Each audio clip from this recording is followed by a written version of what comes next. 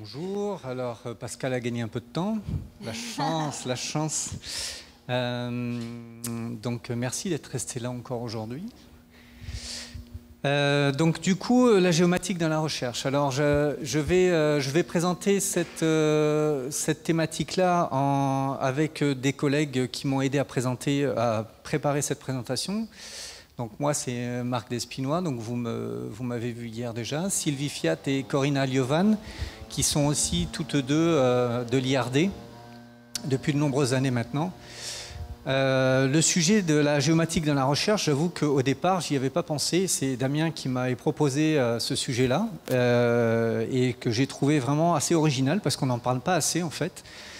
Et donc j'étais assez enthousiaste au départ et après ça m'a posé un gros problème parce que la géométrie, elle est tellement large et on la voit de tellement de façons différentes que en fait vous verrez que j'ai pris un angle de vue un peu particulier. Mais bon, après tout, allons-y, lançons-nous. Donc je vais passer très rapidement sur cette diapo-là, parce que vous connaissez tous normalement la définition de la géomatique. Juste, je me suis amusé à faire une petite recherche pour avoir différentes définitions du monde public et du monde privé. D'accord ? Parce qu'en fait, tout au long de mon discours, je vais essayer de comparer un peu les deux. Et donc, tous s'accordent sur le fait qu'il s'agit de collecter de la donnée, de la traiter et de la distribuer. D'accord ? Donc ça, c'est la base. Okay ? C'est apparu dans les années 60, et comme tout le monde sait, quel pays ? Évidemment, le Canada, qui sont assez précurseurs dans ce domaine, même de la télédétection. Il y a eu plusieurs en fait, évolutions. 2010, avec la notion de néogéographie, qui est en fait l'apparition du secteur de l'information géographique sur le web. Donc ça a été aussi une révolution. Et la dernière révolution, ça a été l'intelligence artificielle, hein, donc avec les sites web intelligents. On continue. Je me suis permis juste de mettre aussi les diplômes nécessaires pour devenir géomaticien, parce qu'en fait, quand on est dans la recherche, on reçoit souvent des étudiants qui sont issus de masters ou de diplômes d'ingénieurs, ou voire des thésards, en fait, hein, des étudiants en thèse. Mais du coup, en fait, je me suis aperçu qu'en fait, géomaticien, on peut l'être à tout niveau. C'est-à-dire que dès le bac+2, en fait, on peut se prétendre géomaticien. Donc, au niveau des licences pro aussi, des masters et des diplômes d'ingénieur. Donc, là aussi, il y a différents niveaux. Et donc, du coup, je me suis amusé aussi pour faire une aparté sur les salaires, pourquoi pas. Et donc, en fait, si vous voulez être géomaticien et gagner de l'argent, c'est aux États-Unis qu'il faut aller, bien sûr. Ils ont des salaires qui sont le double des nôtres. Je me suis amusé aussi à faire une comparaison avec l'Europe, l'Australie et le Japon. Donc l'Europe et le Japon, le Japon, on gagne un petit peu plus. L'Australie, c'est pas mal aussi. Mais donc, on n'est pas vraiment très bien positionné sur les grilles salariales. Donc, je passe très vite, parce que ce n'était pas le but. Je me suis amusé aussi à, du coup, pour l'entrée dans le domaine de la recherche, c'est le recrutement des étudiants. J'ai pris 2-3 écoles qui sont assez connues en Europe, c'est-à-dire j'ai pris l'ENSG géomatique qui est en France, j'ai pris l'école de l'ETH de Zurich en Suisse, qui est une des plus grandes écoles cotées au monde, au niveau géomatique, et puis une école canadienne aussi, et on retrouve à peu près les mêmes chiffres. Ici, 8% des diplômés d'écoles d'ingénieurs vont en thèse, seulement 8, d'accord ? Il y a 82% qui partent dans le monde professionnel. Alors, ce qui ne veut pas dire qu'ils ne sont pas tous dans la recherche. Dans le monde professionnel, il y a à peu près 12% qui partent ensuite dans l'enseignement ou dans la recherche, c'est-à-dire dans le monde privé, mais avec des départements recherche, okay, et qui continuent comme ça à faire de la recherche. Donc je pense que vous connaissez tous le NSG géomatique qui fait partie de l'université de Gustave Eiffel. Alors ça a été un peu rapide parce que j'ai terminé la présentation ce matin. J'ai pas eu le temps vraiment de trouver des chiffres un peu plus récents que la part du privé et du public dans ce domaine de géomatique. J'ai juste une évolution entre 2003 et 2005. Donc j'avoue que c'est un peu juste. Mais cette évolution montre très nettement que la part du privé prend une part vraiment importante dans le domaine de la géomatique. Du coup, en fait, j'ai listé en jaune là les grosses remarques, c'est-à-dire que la géomatique dans le public, elle est essentiellement dans les administrations, dans les collectivités, etc.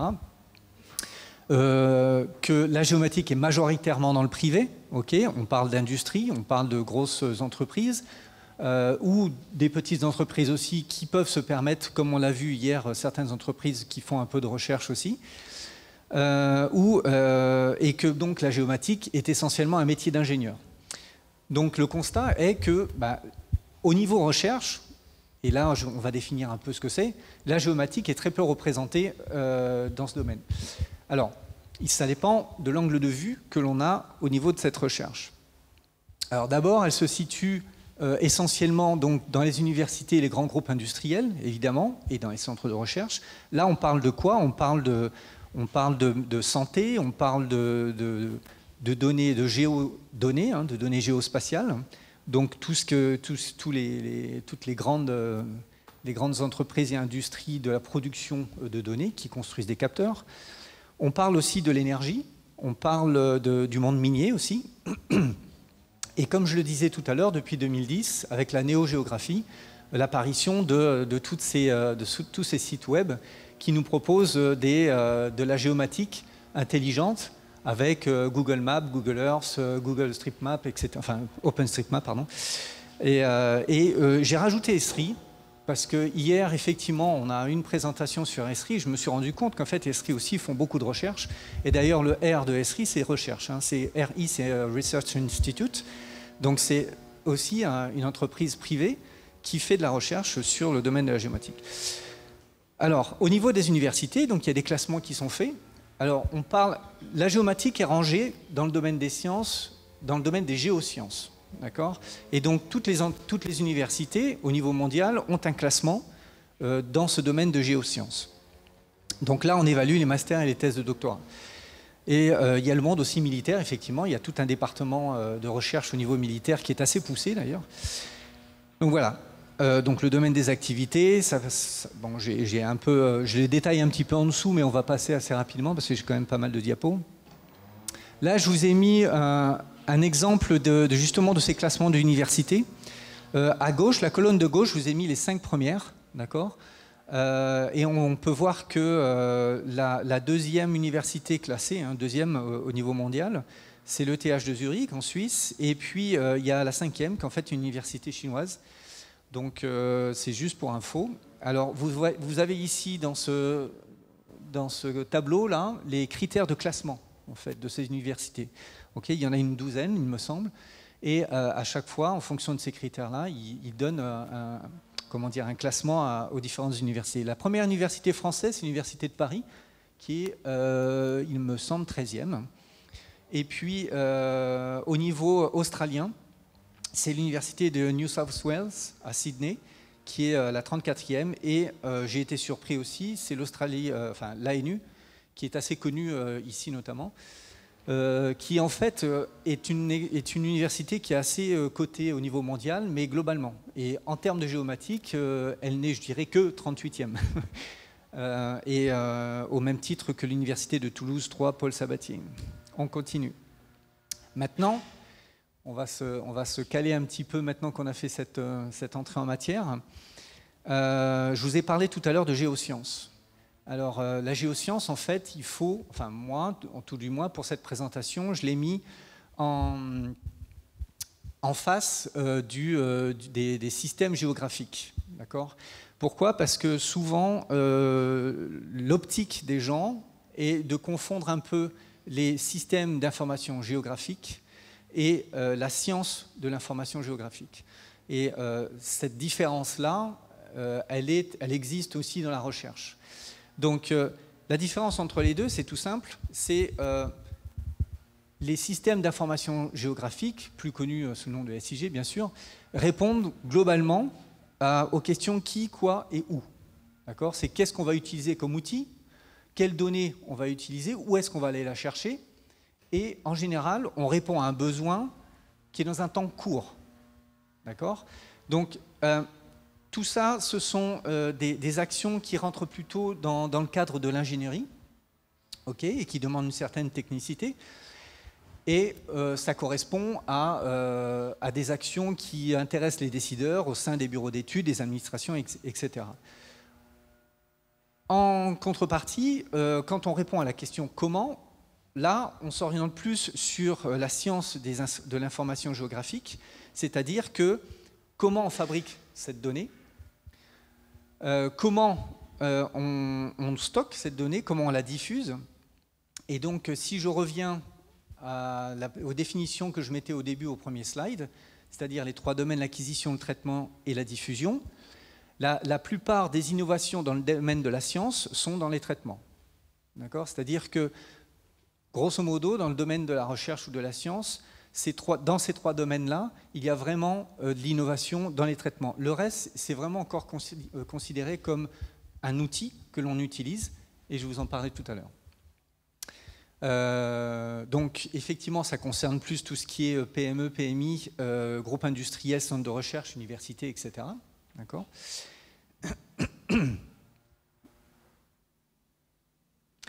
J'ai mis ici de l'IA au niveau des sites intelligents. Je vous en ai parlé tout à l'heure, donc je ne vais pas revenir dessus, mais il faut voir aussi que l'intelligence artificielle a, outre le fait d'écraser pas mal de modèles, etc., parce que c'est compétitif, etc., il y a des avantages et des inconvénients. Outre ce fait-là, ça a aussi changé les mentalités. C'est-à-dire que l'intelligence artificielle a donné accès aux gens à un certain nombre d'informations et surtout, via ces sites intelligents, récupère pas mal d'informations. Récupère des informations sur votre comportement devant l'écran et du coup, en fait, ça vous donne accès à une information généralement gratuite ou pseudo-gratuite et par contre, eux s'enrichissent derrière sur ce que vous faites et votre comportement. Donc c'est un peu donnant-donnant, mais ça a été une révolution.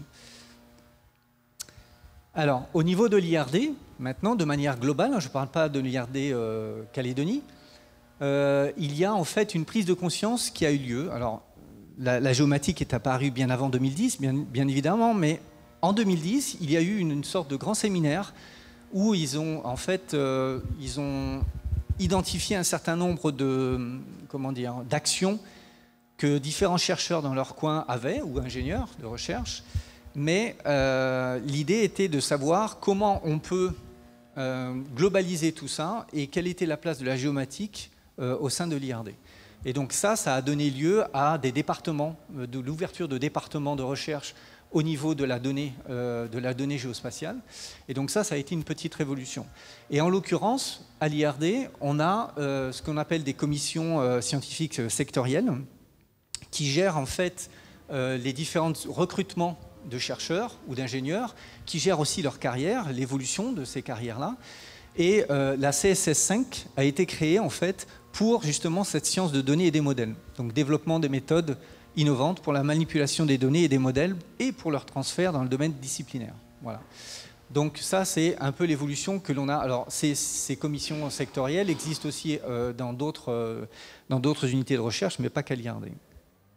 Donc cette CSS5, elle concerne principalement les disciplines de la biostatistique, vous avez vu en dessous, la bioinformatique, économétrie, et géomatique, etc. D'accord ? Donc ça englobe quand même pas mal de choses.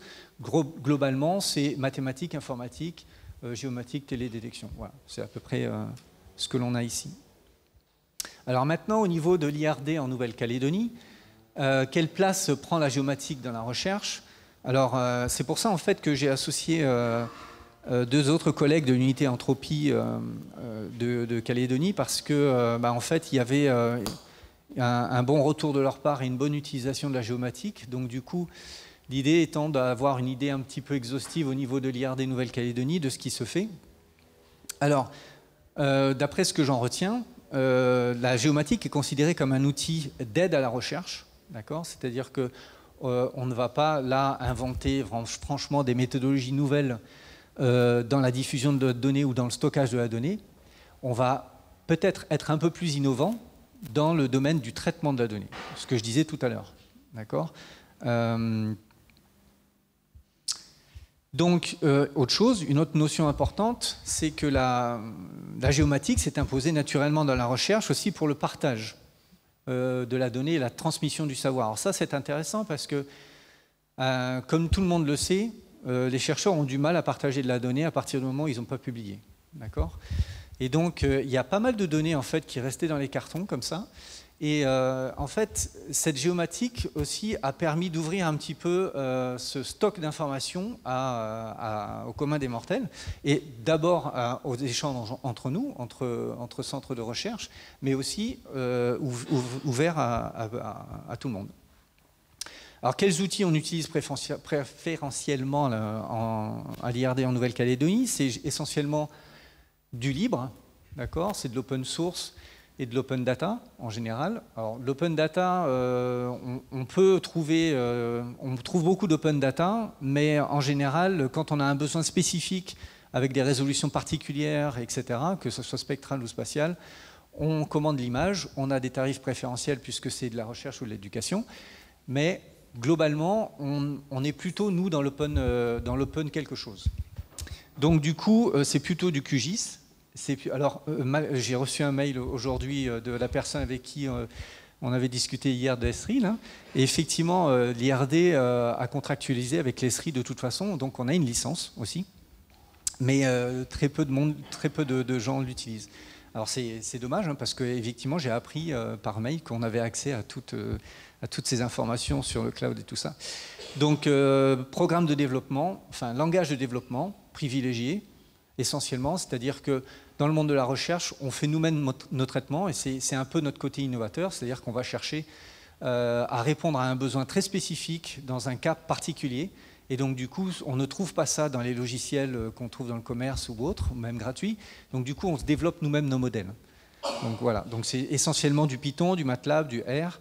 Et il y a encore des résidus de Fortran. L'idée étant là de vous donner quelques exemples de projets récents qui nous paraissaient un peu porteurs. Et donc, du coup, je vous ai mis en gras ce que je vais vous présenter. D'accord ? En bleu, la liste des personnes à remercier parce que c'est grâce à eux que j'ai eu toutes ces informations-là. Et donc, le premier projet étant l'Atlas Tsukal qui en fait... qui est une modélisation de l'aléa tsunami à plusieurs échelles d'observation sur plusieurs îles du Pacifique. Donc, il s'agit là, en fait, d'un produit qui pourrait être utilisé pour des exercices de la direction de la sécurité civile, bien évidemment, et à plusieurs échelles. C'est-à-dire qu'on peut avoir aussi à une échelle régionale et une échelle locale, donc ça c'est établi, avec des produits qui s'ensuivent. C'est-à-dire qu'on a des niveaux d'alerte, on a des informations sur... l'origine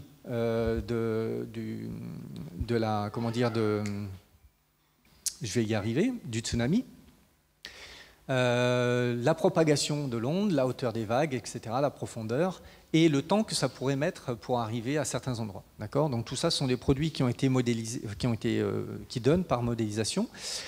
Le petit dernier, d'après ce que j'ai compris, c'est une nouvelle échelle qui est beaucoup plus fine, qui est à l'échelle communale. Alors tout ça, c'est de la modélisation. Donc autant vous dire que la modélisation, ça prend énormément de moyens de calcul et de temps. Et donc du coup, bon, il faut avoir des HPC derrière. Mais l'idée est que plus on rentre dans la précision géographique, et plus ça prend du temps. D'accord ? Mais heureusement, la technologie... et s'améliore vraiment à grands pas, et donc du coup on arrive maintenant à fournir des informations à une échelle comme celle-ci qui pourrait être très intéressante parce que là on voit les zones qui seraient plus ou moins touchées au niveau côtier, les zones côtières plus ou moins touchées. Autre projet sur l'utilisation de l'IA dans la géomatique. Alors là c'est essentiellement du traitement d'images satellitaires, donc dans ce cas-là on a beaucoup de problèmes en télédétection sur les conditions atmosphériques. C'est-à-dire, les signaux qui sont enregistrés par les satellites, en fait, sont altérés par la colonne atmosphérique, par la colonne d'eau, par l'angle de vue, par la disposition du soleil par rapport à l'objet, etc., etc. Tout ça, ça fait partie de traitements, de pré-traitements, je dirais, qui nous compliquaient vraiment la vie, parce que c'était tout le temps les mêmes. Bon, il y avait quelques améliorations technologiques, mais franchement... Maintenant, ça existe sur les logiciels de traitement d'images. Là, le côté novateur, c'est d'utiliser en fait des approches de deep learning pour s'affranchir de tout ça. C'est-à-dire d'établir une méthode de cartographie des récifs automatiques qui permettent la comparaison de l'évolution dans le temps et qui soit robuste aux conditions atmosphériques. Donc là, il s'agit en fait de l'hylomètre et il s'agit d'une cartographie de l'évolution du récif dans le temps, et c'est une cartographie de la probabilité de présence de récifs. Alors, vous avez ici, en tant que scientifique, on a toujours l'habitude de mettre de la précision des modèles que l'on fait. D'accord ? Cette précision de 92%, ça veut simplement dire que chaque point en fait de l'image, en moyenne, a une vérité de 92%. C'est-à-dire qu'on est à peu près sûr à 92% de son existence. Alors, ça, je vais passer les détails sur comment ça a été fait, mais c'est un score qui est assez fort, assez élevé. En général, on obtient entre 70 et 85% avec des méthodes classiques. Là, on voit que l'IA, en fait, a créé un bond dans le domaine de la classification. Une application sur les mangroves, alors à Fidji, toujours par du deep learning. L'idée étant que le deep learning, je ne vais pas rentrer dedans, c'est en fait du réseau neuronal profond. C'est une évolution du réseau neuronal qui est apparu dans les années 2000, il me semble. Et donc du coup, c'est intéressant maintenant parce que ça nous permet de traiter des volumes de données qui sont énormes. Et comme les images satellitaires notamment sont des volumes conséquents, on utilise beaucoup maintenant ces approches d'IA pour traiter nos images. Là, c'était simplement reconnaître les mangroves du reste. Il y avait pas mal de problèmes là-dessus, parce que autant quand on a de l'arrière-mangrove qui est assez net, du style tan ou autre, on arrive à faire la différence. Mais bien souvent, en fait, on a une continuité entre la forêt de la mangrove et la forêt qui est juste derrière. Et donc ça, on a des approches un peu plus sioux et qui ne suffisaient pas dans certains cas. Ici, le deep learning permet d'avoir une véracité à plus de 80%, proche de 88%, et donc ça commence à devenir intéressant. Ces images-là, ce sont des images de Sentinel, qui ont été utilisées. Sentinel étant un satellite européen. Alors, il y a des applications aussi, par exemple, sur les habitats des baleines à bosse. Alors là, c'est vraiment que de la modélisation, d'accord ? C'est-à-dire qu'un certain nombre d'informations sur l'environnement ont été rentrées dans une base de données. Et des modèles ont permis de sortir des cartes de prédiction des habitats de baleines à bosse. C'est-à-dire où est-ce que les baleines privilégieraient des endroits pour mettre bas, pour se reproduire, etc. Ou alors les couloirs de déplacement. Donc voilà, donc ça c'est un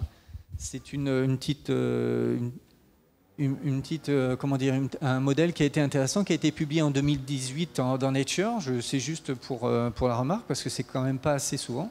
C'est pas très courant, pardon.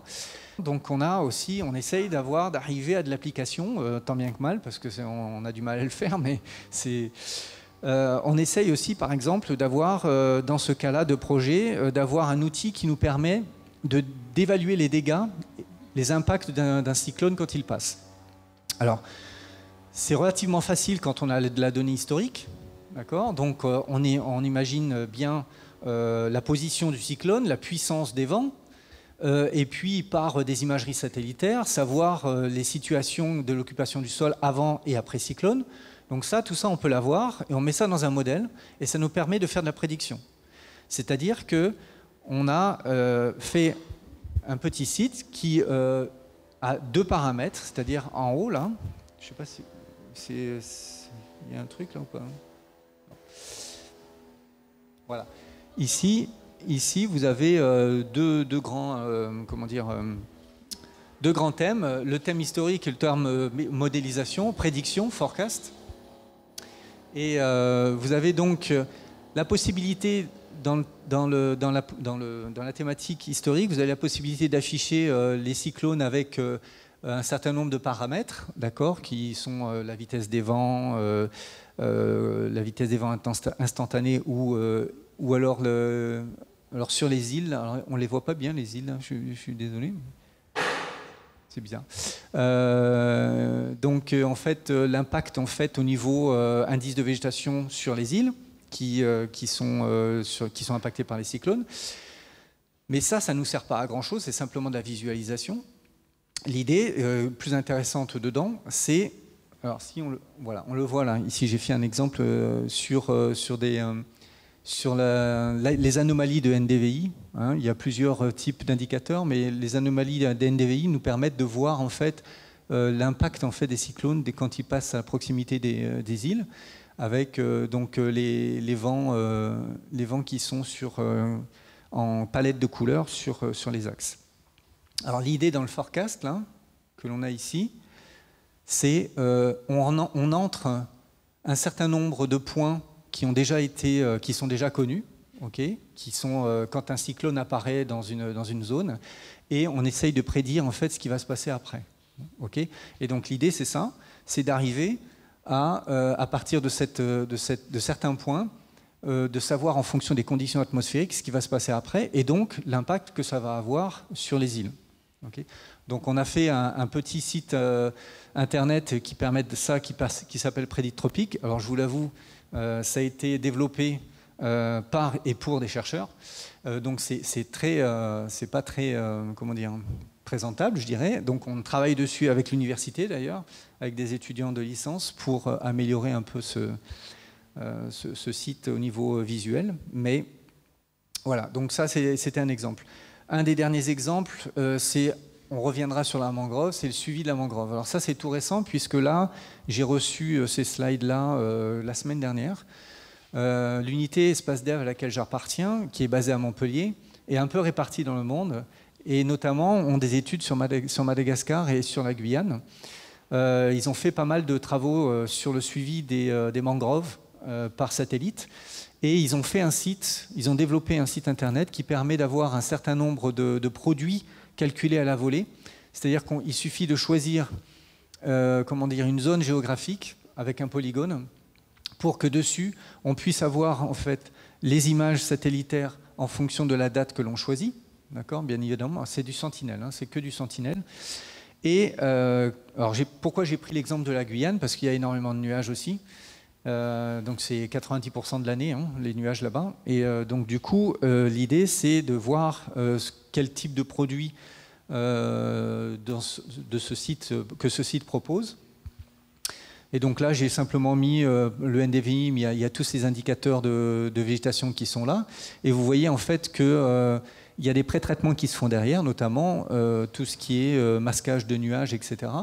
Et donc dans ces zones tropicales vraiment très, très ennuagées, on a proposé aussi des synthèses mensuelles, trimestrielles ou annuelles, qui permet en fait de s'affranchir un petit peu de ces nuages. Alors ça lisse un peu le signal, on est d'accord, mais ça permet d'avoir une évolution.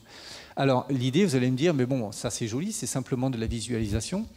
Les prochaines étapes de ce site-là, c'est de calculer à partir de cette zone géographique la présence de mangroves ou pas. Alors ça c'est déjà fait, mais je ne l'ai pas reçu, donc je ne peux pas vous le montrer, bien évidemment. Dommage. Et de le faire en Calédonie. C'est-à-dire que les modèles qui tournent derrière et qui génèrent tout ça, toutes ces informations et la classification qui va générer les cartes mangrove par mangrove, vont être adaptés pour la Calédonie et régionalisés ensuite pour le Pacifique. Voilà. Donc l'idée c'est d'avoir... alors il en existe d'autres hein, de ce type-là, de sites internet qui permettent aussi un certain nombre de choses. L'idée, celui-là, étant d'utiliser des données sentinelles à 10 mètres et du radar pour s'affranchir des nuages. Donc ça va être les étapes suivantes en 2023. Donc pour la Calédonie, en fait, on a un certain nombre de personnes qui sont dédiées à ça pour l'année prochaine. Et voilà, j'espère que je n'ai pas été très long, si un peu quand même. Donc voilà, merci.